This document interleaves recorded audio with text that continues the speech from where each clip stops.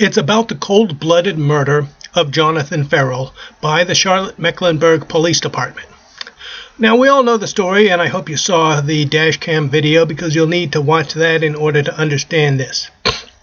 Now, we all know what happened. He crashed his car, he was able to climb out through the back window, and he went to somebody's house to ask for help.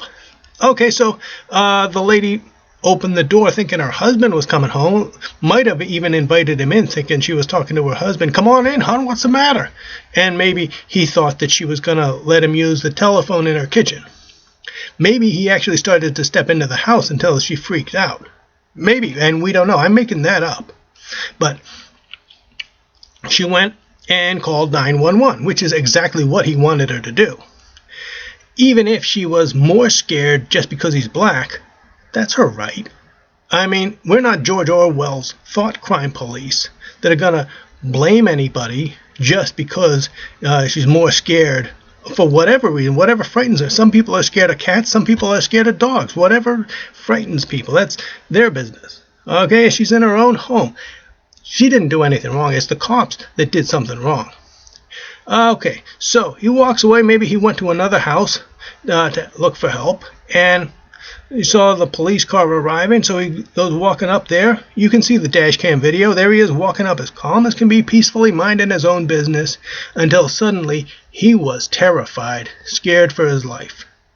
And it was most likely their fighting words and their threatening actions that put him in fear for his life.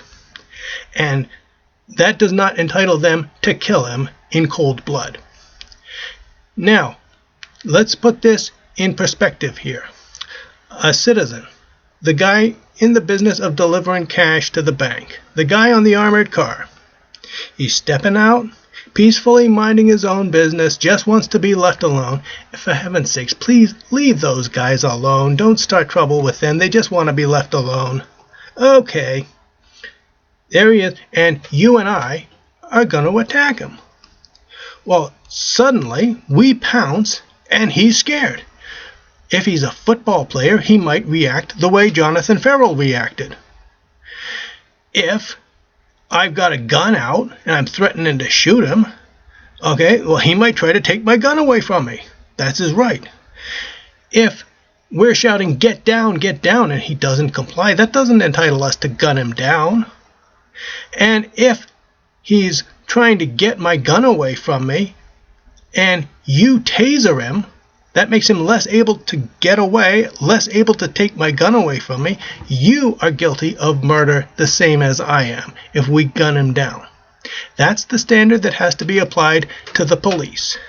Just because somebody doesn't comply with their orders when they're threatening to kill somebody, the person is under no obligation to stick around and get gunned down. In some states, it's against the law to fight back against deadly force. You can take that law and shove it up your ass. The unalienable right to resist deadly force, to defend yourself, an unalienable right, by definition, preempts the rule of law. So here you have two cops that are clearly guilty of murder. They both must get the death penalty. Whatever is the maximum a human being could get for doing that to a cop, that's the minimum a cop must get for doing that to a human being. So, what's the maximum you could get in Georgia for throwing a flash grenade through the open window of a patrol car, in badly burning the cop's face? That's the minimum the cops have to get for throwing that flash grenade into a toddler's playpen in Cornelia, Georgia on 28 May 2014.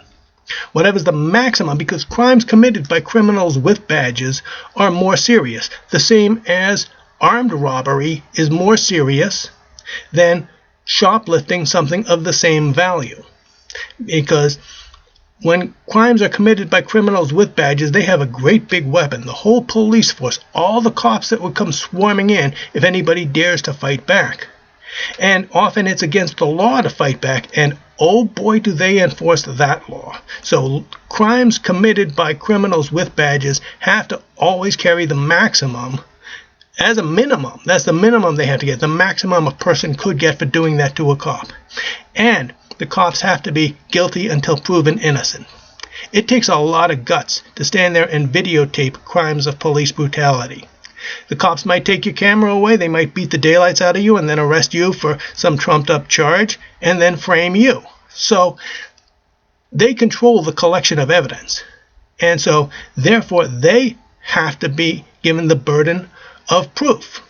So always remember that whatever the maximum a person could get is the minimum a cop must get. And yes, they have to be considered guilty until proven innocent.